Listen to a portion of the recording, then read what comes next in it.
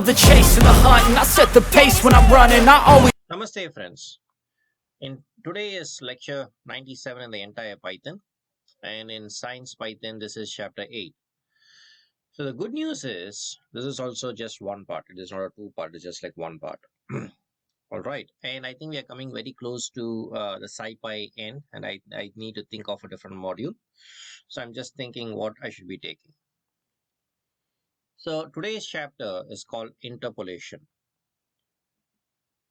During when we are actually growing, I have actually heard of interpolation, extrapolation. Well, don't ask me what is the meaning of those two right now, because I don't know. But let's actually see what an interpolation is, because that is what today's lecture is. It is a method of generating points between given points. So if this is a point given, you generate many points here. So this is interpolation. How I actually interpolate distance from here to here, distance from here to here, distance from here to here, like a planetary system and stuff of that nature. So interpolation has many usage in machine language. We often deal with missing data in data set. Interpolation is often used to substitute those values. Like say, suppose if we're actually missing it, we take the median, we take something, and then we actually interpolate and we actually, substitute the missing data. The method of filling in this value is called imputation. Okay, so imputation, remember this is called imputation. Apart from imputation, interpolation is often used where we need to smooth the discrete points of the data set. All right, so this is interpolation at a high level. So SciPy, like always, will actually give you a module, and that module is SciPy.interpolate. Very simple, right? Very simple, which has many functions to deal with it.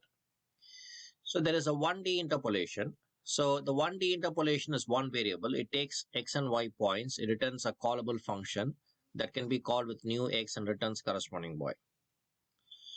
Now say suppose I actually take this and I actually paste this. So this from SciPy interpolate, I import inter PLD, import numpy, and then I say arrange up to 10. And then I say 2 times of this plus 1. So 20 times 1, so 21. And then I say put me in this range and I ask them to print it. So if I actually do it, it is going to give me this answer. So this is the interpolation between these. All right.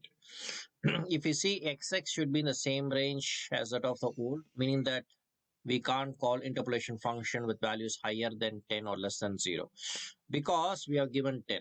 Okay, so this can't be higher than 10 less than 0. So there is a 1D interpolation, there is a spline interpolation. In 1D interpolation, the points are fitted for a single curve, whereas a spline interpolation, the points are fitted against a piecewise function defined in polynomials called splines. So 1D is a single curve, and this is a piecewise polynomial called splines. So for this, there is a function called univariate spline. Okay, that actually takes a callable function, and that can be called with new x's. All right.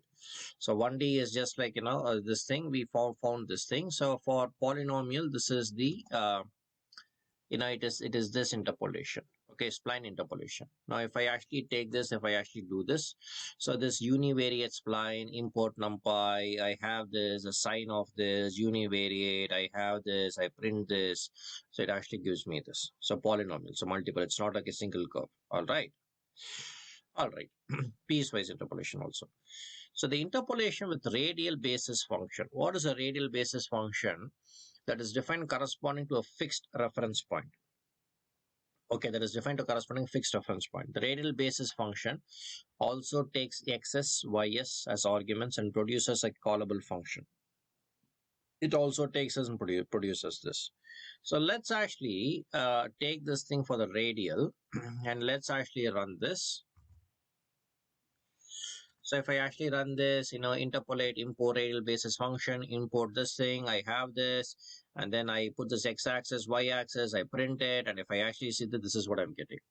So in the interpolation, I saw this radial basis, I saw this univariate, I saw this interpolate. So, or in other words, in this interpolation, I saw this 1D interpolation, which is basically like, a single curve.